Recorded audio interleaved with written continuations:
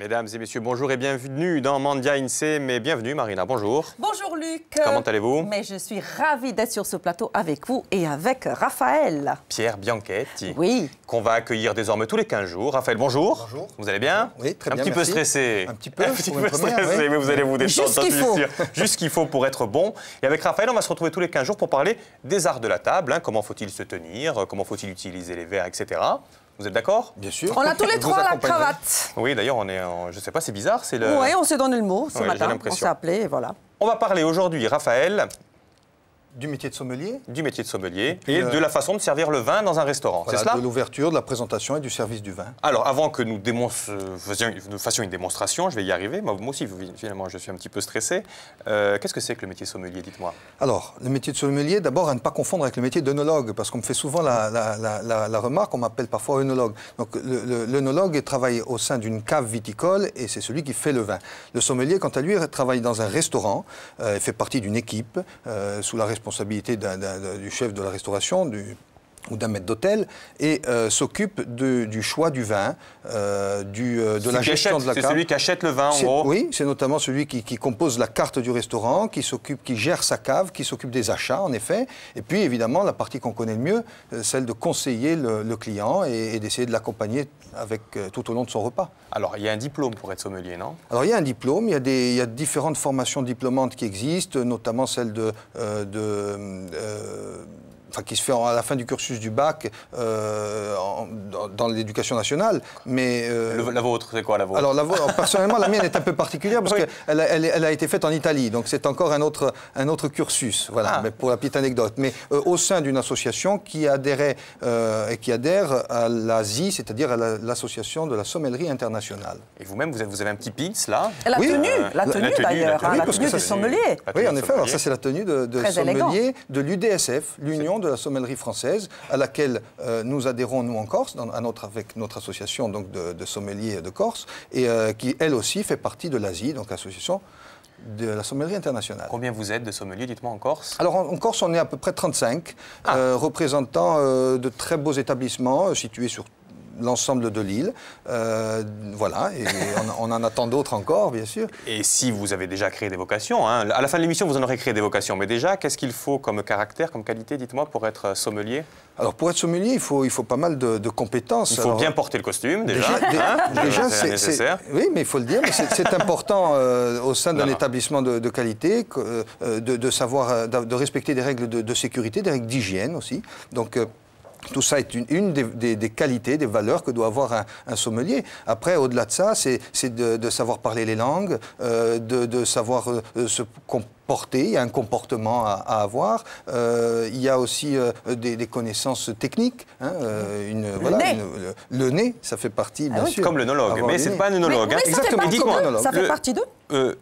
Combien d'années d'études alors pour être sommelier? Parce que alors, vous, on a vu que vous êtes parti en Italie. Mais... Oui, ça dépend de quelle formation diplômante. Normalement, ça peut se faire, une mention complémentaire peut se faire l'année suivant le bac pro ou le bac technique en hôtellerie, puisque la filière est plutôt hôtelière, vous l'avez compris. Allez, alors on va voir, Marina, si vous êtes d'accord. On va voir un petit peu moi, j'attends que comment il faudrait servir le vin dans un restaurant et comment on peut le servir chez nous, finalement. Hein, Bien parce sûr. que vous êtes là pour nous donner des petits conseils pratiques qui peuvent nous servir au quotidien. Alors, la première des choses, déjà, c'est le choix du vin. Hein. Le choix du vin dans un restaurant, le sommelier n'impose jamais un vin au client. C'est toujours le client qui choisit. Le sommelier doit juste le guider. Hein. Donc, doit rester légèrement en retrait, mais évidemment, bien connaître les vins, bien connaître sa carte. Ça, c'est la première des choses. Donc, lorsque le vin est choisi, par exemple, vous, Luc, vous si vous dites, donnez-moi un petit conseil, vous dites pas, prenez cette bouteille-là. Je peux conseiller un vin qui aurait telle ou telle typicité, telle ou telle mais mieux que ça, caractéristique. Si je commande un bon poisson et je vous dis, je veux du vin rouge, et là, vous faites comment? Parce que normalement, on dit c'est du vin blanc, évidemment. D'abord, je ne suis pas offusqué, parce qu'on boit très bien certains vins rouges avec du poisson, avec certains poissons. Ça dépend aussi comment le poisson est cuisiné. Mais donc déjà, ça ne me choque pas. Mais ceci dit, je respecte toutes vos demandes et j'essaierai peut-être de vous expliquer le pourquoi d'un choix d'un vin plutôt qu'un autre. Mais c'est vous qui choisissez et c'est vos choix qu'on respectera. Donc alors j'ai choisi mon vin, ça y est, moi je suis sûr de moi. Moi je veux du rouge avec ma viande. Très bien. À boire avec modération, bien sûr. Bien sûr, c'est très important. Dites-moi. Alors, c'est à vous. Lorsque vous choisissez le vin, d'abord... Parce que moi, je ne suis pas un client sympa, hein, je vous le dis comme ça. On va essayer, de s'adapter. Il n'est pas sympa tout court, hein, c'est pas... On va s'adapter pas sympa. Il faut s'adapter à la clientèle. Hein. Le client a toujours raison. Et on va essayer, évidemment, dans le respect, hein, dans le plus grand respect de... Vous la présentez d'abord. Donc, la première des choses... Parce que je suis pressé. Moi, je suis un client qui est assez pressé. Hein. Bon. Alors, la première des choses, c'est d'aller chercher à la cave, peut-être la cave du jour, d'ailleurs, parce qu'on en parlera peut-être dans les autres émissions, mais il existe des caves des jours et une cave... de nuit. De garde. Non, pas de jour. Oh, je rigole. C'est la cave je suis quelqu'un qui a beaucoup d'humour aussi. Alors, la première chose, c'est quand le sommelier arrive, présente la bouteille à la personne qui l'a commandée, vous en l'occurrence, et en lui présentant l'étiquette, sans que celui-ci, d'ailleurs, ait à se tourner bien face à lui, en respectant là aussi un certain ordre de choses. Le geste est important. Donc voilà, la présentation de la bouteille, ça c'est la première chose. Donc d'un signe de la tête en général, ou tout simplement voilà, par approbation, ça nous va. Vous constatez que c'est bien... Couple et... Oui, allez, imaginons. Et c'est moi qui choisis le vin, bien sûr. Mais c'est pas le cas, hein, on n'est pas du tout en couple, ça c'est pour les téléspectateurs. Non mais il faut dire, vous savez, parce qu'après, dans la rue, oui. Donc voilà, donc vous constatez que c'est bien la bouteille que vous avez choisie. Tout à fait. Ensuite, on va passer à l'ouverture. Alors, on va se poser normalement sur un guéridon légèrement en dehors de la table et pas sur la même table des clients. On se munit d'une petite assiette qui servira à mettre la capsule et le bouchon en fin de service, d'un litho, ça c'est important aussi, et enfin, évidemment, de l'indispensable sommelier. Voilà. Donc, l'indispensable sommelier. Non, oui, on l'appelle aussi le sommelier. C'est un limonadier. Je suis un client qui n'a pas beaucoup de culture non plus, donc il faut s'adapter à la clientèle. Hein. Un limonadier, voilà. Limonadier, oui. Limonadier, ça porte ce nom parce que le sommelier n'est pas là uniquement que pour le service du vin. Hein. C'est essentiellement le vin, mais pas seulement. C'est toutes les boissons au sein du restaurant. D'accord. Donc il y a aussi un ouvre-bouteille pour d'autres. Voilà. Donc l'ouverture de la bouteille se fait de la façon suivante. On présente la bouteille toujours tout le temps, si possible, l'étiquette face au client. La première chose, c'est enlever la capsule. Alors, on se situe sous la bague qui est là, et sans faire tourner la bouteille, surtout sans faire tourner la bouteille, pour pas secouer le vin, pour respecter la bouteille et son contenu. On va plusieurs fois donc bien tailler la capsule. C'est important ce que vous faites là. Je vais monter mon doigt parce que nous, des fois, on a tendance à le faire ici. Il ne faut pas le faire là. Il faut le faire là. Alors, il y a plusieurs écoles là-dessus. L'UDSF, la sommellerie internationale, préconise sous la bague, d'autres au-dessus. Pour tout vous dire, en Italie, c'était au-dessus qu'il fallait faire. À chaque fois, il y a de bonnes raisons pour cela. Ok, donc on ne ferait pas une faute, d'accord. On ne ferait pas une faute, non, absolument pas. Oui. Donc quand la capsule est bien taillée sans que la bouteille soit retournée, on va ensuite, par une incision comme ça verticale, l'enlever proprement et la poser dans la petite assiette qu'on a prévue à cet effet. Après, très important, à l'aide de son litho, déjà nettoyer le dessus de la bouteille pour pas qu'il y ait d'impureté. Ça peut retomber dans il peut y avoir de vieux millésimes avec un petit peu de moisissure, il peut y avoir du dépôt. Donc, bien nettoyer la bouteille sur le dessus pour pas qu'il y ait d'impureté. Ensuite, c'est le moment de l'ouverture. Avec son sommelier. Voilà, toujours sans que la bouteille ne bouge et bien verticale. On place bien la spirale au centre du bouchon pour ne pas venir abîmer le bouchon sur les parois du verre. Et on s'enfonce jusqu'où, donc c'est là. Pas jusqu'au bout, justement pas, voilà, ça suffit, on peut laisser deux tours à peu près, pour ne pas perforer le bouchon dans la partie inférieure et envoyer là encore du dépôt, parce que l'air, très vite, il va y en avoir, mais du dépôt dans la bouteille. Ensuite, on serre très fort pour un premier cran, soulever un petit peu le bouchon, et ensuite un deuxième cran.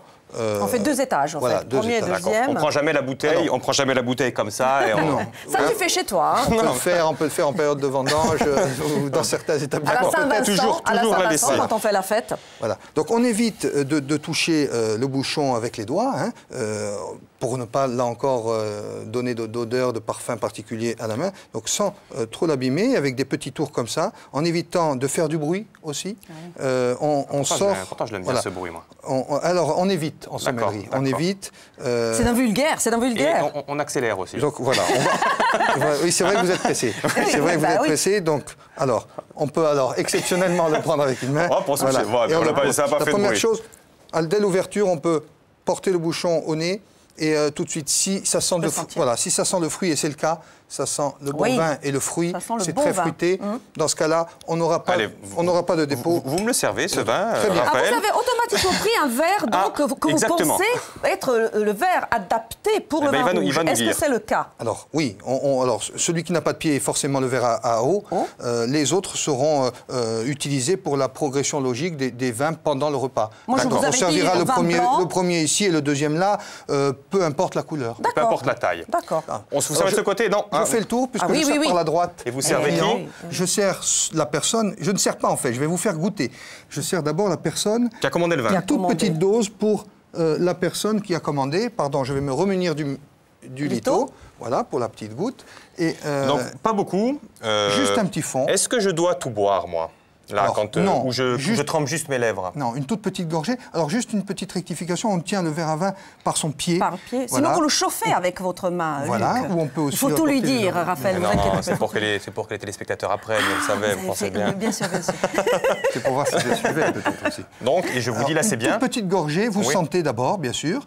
Bon, ça, on fera la dégustation de toute façon. Là, on est dans le service, d'accord. Donc, je ne suis pas obligé de tout boire. Non. D'accord, une fois, je le repose là, et là, vous servez qui? Alors, moi si vous approuvez la qualité du vin, là encore, par un simple regard, un petit signe de la tête, là, cette fois-ci, on va procéder au service dans l'ordre logique des choses, c'est-à-dire par les dames d'abord, donc par Marina en l'occurrence. Alors, toujours l'étiquette face au client, hein. Ça c'est une constante aussi. Donc on sert franchement, on arrête avec un on sert petit tour. jusqu'où le vin? On le sert jusqu'où? Jamais beaucoup. Jamais beaucoup. Non, c'est incorrect de servir des verres remplis et même à la moitié c'est encore trop. On sert un bas de verre, voilà, quelques centilitres suffisent, hein. Comme ici, légèrement plus à la rigueur, mais pas beaucoup plus.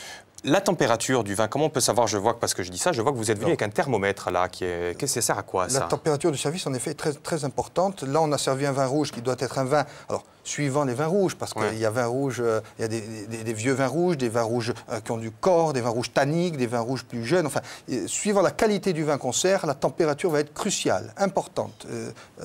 Donc, on essayera pour un vin rouge, par exemple, comme celui-ci, de 3 ou 4 ans d'âge, assez équilibré, on va proposer une température de service chambrée, c'est-à-dire à peu près à 18 degrés, 17-18 degrés. Mais c'est-à-dire 17-18 degrés, c'est-à-dire que vous-même, vous trempez le thermomètre dans la bouteille? Alors, on peut le faire, puisque le sommelier est muni aussi d'un thermomètre, hein, qui est là pour ça. On le laisse dans le goulot de la bouteille, on peut mesurer en quelques instants. Devant le client, on le fait, ça? On évite. On évite, d'accord, pour qu'il soit vraiment en température. On peut s'en servir. Et comme ça va très vite, vous en avez l'habitude, Marina, on est toujours pressé. Là, vous êtes venu avec une carafe, cette fameuse carafe. Alors moi, je ne sais jamais quand il faut l'utiliser, pas l'utiliser. Vous n'avez pas beaucoup de temps pour me l'expliquer, Raphaël, mais je vous en prie. Rapidement, la carafe peut servir à décanter. Décanter, c'est séparer le vin d'un éventuel dépôt. Et ça, c'est vrai sur les vieux millésimes. Quand on décante un vin, on essaye de le faire avec une forte lumière dans le fond pour voir à travers, en transparence, le dépôt. Donc ça peut servir à décanter. Mais ça sert aussi à carafer, tout simplement. Et tous les vins peuvent être carafés, ou presque. Ce sont les vins qui vont très vite... le carafage va permettre au vin de respirer, de s'oxygéner. Et donc vous le conseillez, l'usage de la carafe ou pas? Bien sûr, bien sûr. Toujours systématiquement? Combien de temps avant il faut mettre dans la carafe avant de le servir?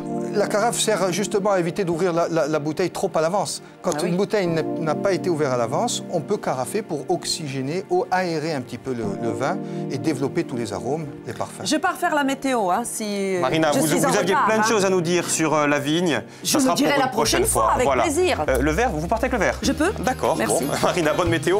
Raphaël, merci à vous, vous avez été très bien pour une première. On vous donne rendez-vous dans 15 jours pour parler de toute autre chose, pour nous apprendre à nous tenir à table. Par exemple. Au revoir. À bientôt. Ouf.